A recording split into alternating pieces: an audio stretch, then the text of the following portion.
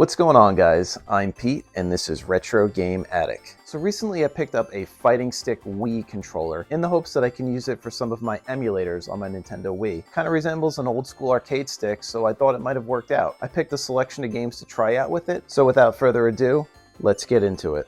So before we jump into the games, let's take a closer look at the Wii Fighting Stick. It's made by Hori, which makes very good quality controllers and peripherals. I almost treat them, in my mind, as like a second party. They're not a third party, but they kind of have like the cosign of Nintendo. And even the connector on the Fighting Stick that goes to the Wii remote actually has the Nintendo branding on it. And right off the bat, the similarities between the NES Advantage and the Super Advantage are pretty apparent. They kind of have the same form factor, just being that they're all arcade sticks. Now, the Fighting Stick Wii was made specifically for fighting games, as the name implies. It was released concurrently with Tatsunoko vs. Capcom, which is a Wii exclusive fighting game. It has a couple more party tricks up its sleeve over the Advantage and the Super Advantage. The joystick itself has nice clicky and responsive micro switches, and there's a few extra face buttons on here. And in addition, at the top of the remote, you can see that there's switches that are turbo switches for all the buttons. So given that this controller has an L, an R, and a ZL and a ZR, it kind of reminds me of the Wii Classic Controller and the Wii Classic Controller Pro, as well as the Wii U Pro Controller. So I'm just going to run through a handful of emulators that I have on my Wii here, with the first one being MAME, given that we have an arcade-style controller, so let's see if it works out. I'll pick up the Wii remote here, and I will plug it in, and then as you can see, as soon as I plug it in, the cursor just kind of goes wild. It just auto-scrolls. I really have no control here, no matter what buttons I press, and then when I unplug the Wii remote, it stops. And then I plug it back in, and it keeps going. So I don't think it's going to work out for MAME, unfortunately. But let's try an NES emulator. We'll try FCE Ultra GX. And the first game we'll try here is Clue Clue Land. And then I'll plug it into the Wii remote. I'm not able to scroll up and down between 1 and 2 player game. The home button works. Alright, I started it. So the plus button worked as a start button. So as I'm playing here, it seems like the joystick is not registering at all. I can't move left or right, I can't move up and down, so it's kind of a moot point for this game since moving around is a big part of it. None of the buttons are really doing anything, and you can see I'm jiggling the joystick back and forth and nothing's happening. I even tried to mess around with the turbo switches a little bit, and that still didn't do anything, so I think we're kind of out of luck for this one. But maybe I'll mess around with the game settings and try to see if I can maybe map it differently. I'm hoping that it registers as a classic controller. So I went through the button mapping, and I tried again, and it still didn't work, so maybe I'll try another NES game here. Not really hoping for much, but we'll see what happens. We'll try Super Mario Bros. 2. So in the character select screen, it's just auto-scrolling, so that's not a good sign there, but let's see what we can do. So I guess whenever I connect the controller here, down is just automatically selected. There's nothing I can really do about it. I messed around in the button mappings again, and it still didn't do much. So it seems like for this emulator, for FCE Ultra GX, the Wii Fighting Stick is not going to work out, unfortunately.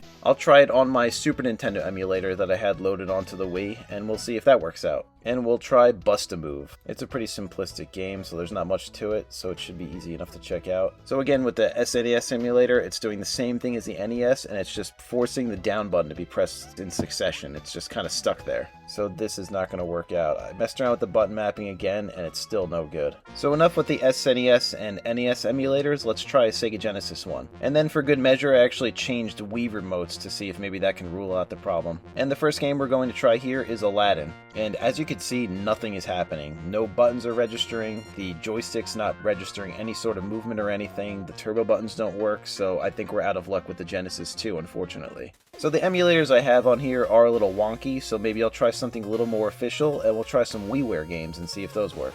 And the first one we'll try is Mega Man 10. And I'm not going to be doing too well here because I haven't played this game in like 10 years and Mega Man is just hard by nature. But look at that, it's actually working. The joystick's registering, I'm able to press buttons, jump, and move around responsively. This is pretty cool. And the arcade stick layout of this controller actually lends itself pretty well to Mega Man. It feels like an extra old school experience, so it's pretty awesome. And I'm pretty pumped that it actually worked. Alright, enough with Mega Man, let's try another WiiWare game. I'll try Excitebike World Rally. And right off the bat here, I totally forgot you actually have to hold the Wii remote in a horizontal position, so I don't even know if this is going to work out. Yeah, I have to use the Wii remote D-pad to move up and down, and then the Fighting Stick Wii isn't even registering, so I think we're out of luck with this game too. And then I had a total bubblehead moment here. I tried another WiiWare game, one of my favorites. It's Muscle March. And I totally forgot that you need a nunchuck since you have to pose to run through walls in this game. So yeah, the Fighting Stick Wii is not going to work out here either. So last up, enough with the WiiWare games, I'll actually try some official Wii games. And the first one we're going to try here is Kirby's Return to Dreamland. And right off the bat, that's not a good sign. I have the Fighting Stick Wii connected already, and it says please disconnect the unsupported external extension controller from the Wii remote.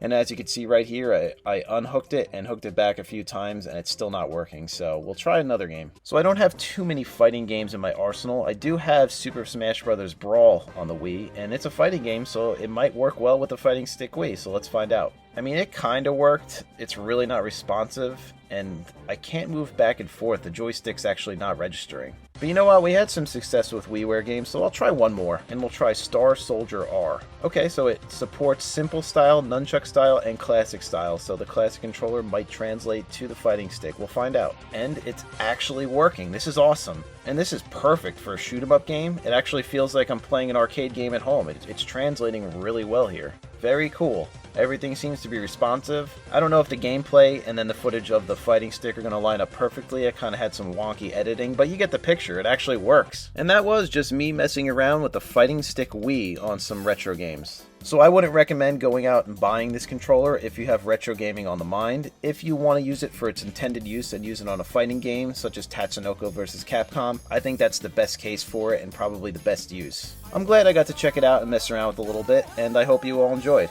As always, thank you guys so much for checking out Retro Game Attic. I seriously appreciate you all. Stay retro, and I'll catch you on the next one.